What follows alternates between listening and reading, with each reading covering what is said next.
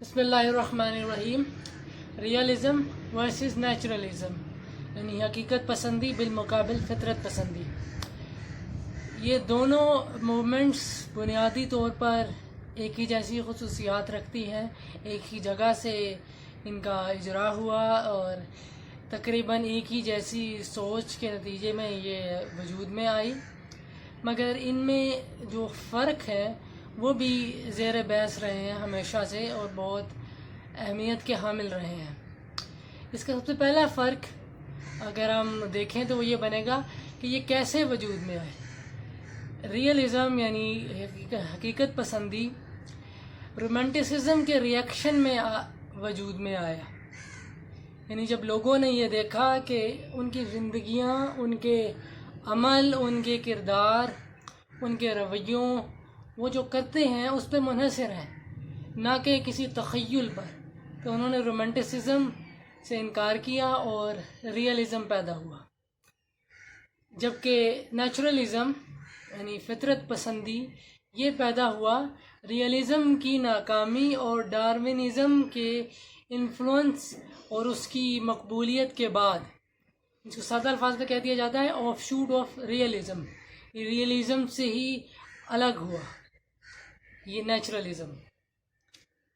इसके बाद अगर हम देखें कि क्या क्या काम हुए हैं, तो रियलिज़म में ड्रामा और नोवेल बहुत ज़्यादा लिखा गया है। इसके ड्रामे को किचन सिंक रियलिज़म या किचन सिंक थिएटर का नाम दिया गया और नोवेल को सोशल नोवेल। और नेचुरलिज़म में तो बुनियादी तौर पर लिखा ही नोवेल गया, यहाँ ड्रामे का इतना असर रसूख नहीं रहा। ये इसका दूसरा फ़र्क हो गया। तीसरे की अगर हम बात करें तो फ़र्क ये है कि ये एक आर्ट मूवमेंट थी रियलिज़म, जबकि नेचुरलिज़म एक प्योर लिटरेरी मूवमेंट थी। चूँकि रोमांटिसिज्म एक आर्ट मूवमेंट थी और उसमें हर किस्म के आर्ट पैदा हुए, पेंटिंग, स्कल्पचर पैदा हुआ, उसमें लिटरेचर पैदा हुआ, और भी जितने भी आर्ट वहाँ राइज थे वो उसमें पैदा हुए। लेकिन जिस वक्त नेचुरलिज़म वजूद में आया तो इसमें सिर्फ लिटरेचर ही पैदा हुआ डायरेक्ट। तो इसको इसी वजह से इसकी इस्तिलाह ऐसे बन गई कि लिटरली रियलिज़म वर्सेस नेचुरलिज़म। जो बुनियादी इस्तिलाह थी रियलिज़म वर्सेस नेचुरलिज़म, उससे बदल कर ये हो गया, क्योंकि वो एक आर्ट मूवमेंट थी और ये एक लिटरेरी मूवमेंट है। ये फ़र्क आया।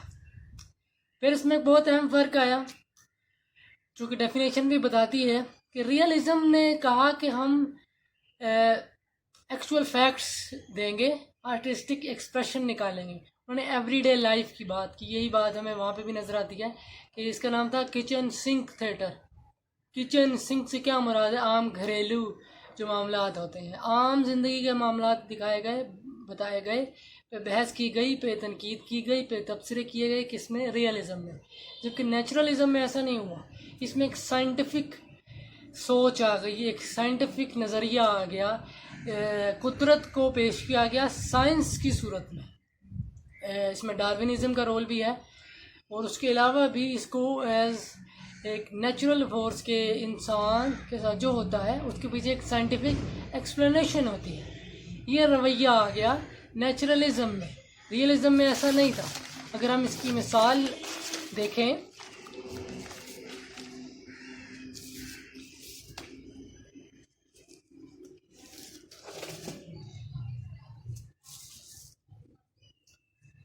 तो such is life by Joseph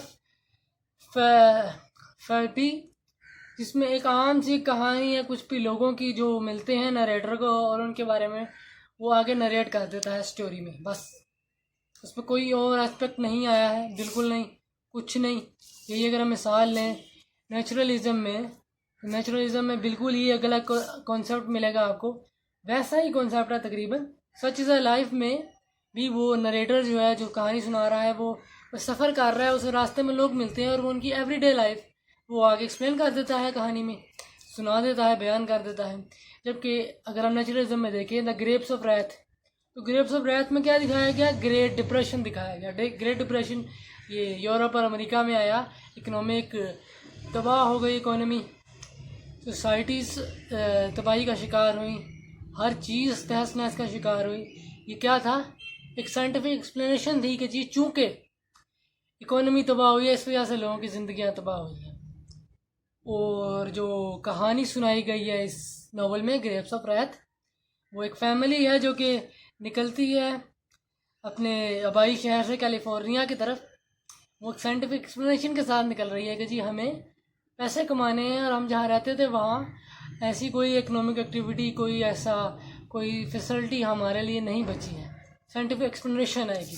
naturalism में, रियलिज्म में ऐसा कुछ नहीं होगा, सीधी सीधी रियलिटी पे बात होगी, सीधी सीधी। आगे फ्री विल का कॉन्सेप्ट मिलेगा रियलिज्म में, क्योंकि रियलिज्म है, रियलिटी है। क्योंकि रियलिटी की बात करते हैं तो एक चीज़ तो वाज़ेह है कि इंसान करता है, इंसान सोचता है, इंसान रहता है। एक सब्जेक्टिवनेस नज़र आएगी आपको कि इंसान कर रहा है कुछ। लेकिन जब आप नेचुरलिज्म की बात करेंगे तो उसका ऑपोजिट हो जाएगा। यहाँ डिटर्मिनिज्म नज़र आएगा। डिटर्मिनिज्म क्या है कि इंसान तो एक पुतला है तकदीर का। यहाँ नेचर का भी पुतला नज़र आएगा कि कुदरत जो चाहती है उससे करवा लेती है, वो खुद कुछ नहीं कर सकता। उसको अगर हम एग्जाम्पल में देखें,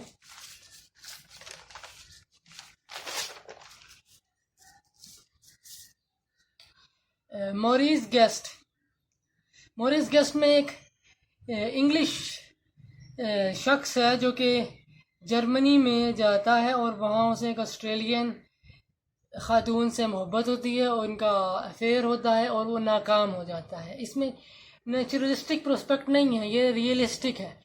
इसमें फ्री विल का कॉन्सेप्ट है कि वो जर्मनी गया, वो जर्मन नहीं था, वो इंग्लिश था, फिर भी जर्मनी में था, और फिर वहाँ उसे एक ऑस्ट्रेलियन लड़की से, एक ऑस्ट्रेलियन ख़ातून से मोहब्बत हुई और उनका फिर चला और फिर एट दी एंड नाकाम हुआ। इसमें नेचुरलिस्टिक प्रोस्पेक्ट नहीं है।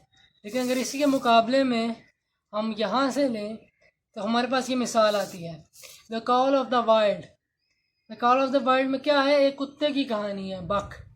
वो बक एक कुत्ता है जिसको मुतादिद मरतबा बेच दिया जाता है, कभी चुरा कर, कभी उसका मालिक जो उसको ख़रीदता है वो अपनी मर्ज़ी से बेच देता है। यानी उसकी अपनी कोई मर्ज़ी नहीं है। Free will does not exist in naturalism. Free will नहीं है, डिटर्मिनिज्म है। आगे हमारे पास है middle class versus lower class.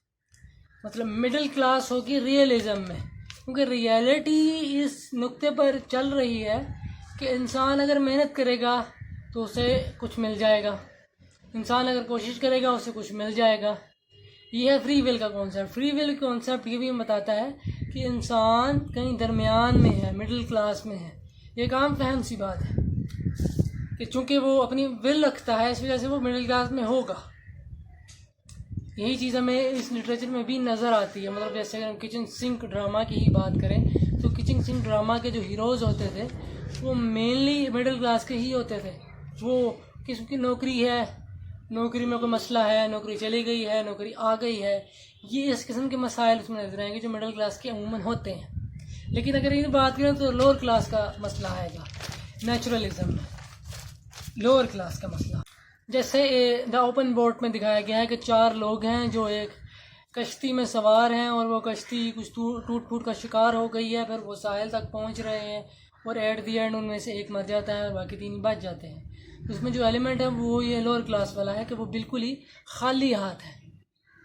इसमें एक और एलिमेंट बहुत अहम है, वो है कि चूँकि दोनों में है तो टेक्निकली नरेशन डिटैच्ड ही, मगर रियलिज्म की जो नरेशन होगी उसमें ह्यूमन थॉट्स और ह्यूमन बिहेवियर्स और ह्यूमन एक्शंस को अहमियत दी जाएगी। यानी नरेशन को अहमियत दी जाएगी, कहानी किस अंदाज से सुनाई जा रही है।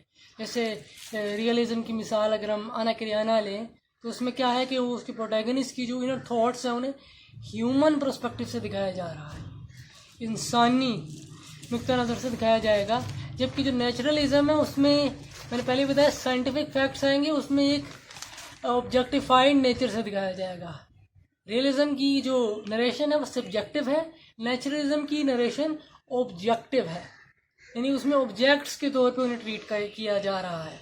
जैसे सर्वाइवल ऑफ द फिटेस्ट मैंने पहले भी बताया, सर्वाइवल ऑफ द फिटेस्ट का एलिमेंट आएगा ऑब्जेक्टिव नेचर के होंगे, कि वो इंसान नहीं है, ऑब्जेक्ट्स हैं। जब पहला इसने अपना इमाइल जोला ने जब अपना पहला ही नॉवल लिखा तो उसने उसमें अपने प्रीफेस में लिखा कि मैं टेम्परामेंट्स स्टडी करना चाहता हूँ, करैक्टर्स नहीं। इसमें ही वो चीज़ वाज़े हो रही है कि जी ऑब्जेक्टिव नेचर आएगी, सब्जेक्टिव नेचर नहीं आएगी। ऑब्जेक्ट्स के तौर पर ट्रीट किया जाएगा इंसानों को, चीज़ों के तौर पे।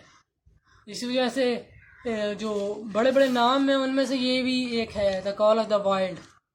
जो बड़े बड़े वर्क्स हैं नेचुरलिज्म के, उसमें कॉल ऑफ द वाइल्ड एक नाम है। कॉल ऑफ द वाइल्ड में जो प्रोटैगनिस्ट है वो एक कुत्ता है, और वो टेक्निकली कुत्ता नहीं है, वो रिप्रेजेंट कर रहा है इंसानों को। ये एक एलेगोरिकल रिप्रेजेंटेशन है इंसान की in form of a dog. Survival of the fittest के कॉन्सेप्ट को अगर हम आगे इसमें एनालाइज करें तो इसमें थीम्स बहुत इफेक्ट करेंगे, क्योंकि सर्वाइवल इसका एक करैक्टर भी है कि सर्वाइवल ऑफ द फिटेस्ट आपको नज़र आएगा, इसमें थीम्स में भी नज़रअंदाज होगा। पॉवर्टी, करप्शन, वायलेंस, ये सारे एलिमेंट्स इस वजह से नज़र आएंगे कि एक इंसान टेक्निकली ऐसे जकड़ा हुआ है कि उसे सर्वाइवल की एक जंग लड़नी पड़ रही है। अगर वो नहीं लड़ेगा तो वो कुचला जाएगा, वो ख़त्म हो जाएगा, बिल्कुल ख़त्म, यानी उसको कुचल देंगे वो सर्वाइवल। लेकिन रियलिज्म में ऐसा कोई मामला नहीं है। रियलिज्म में आपको नज़र आएगा कि एक हीरो है, वो अपने गांव से निकला या निकली और शहर आके उसने अपनी ज़िंदगी बनाने की कोशिश की। अगर वो हीरो ऐसा नहीं भी करता तो गांव में उसकी ज़िंदगी मौजूद थी। लेकिन नेचुरलिज्म ऐसा नहीं है।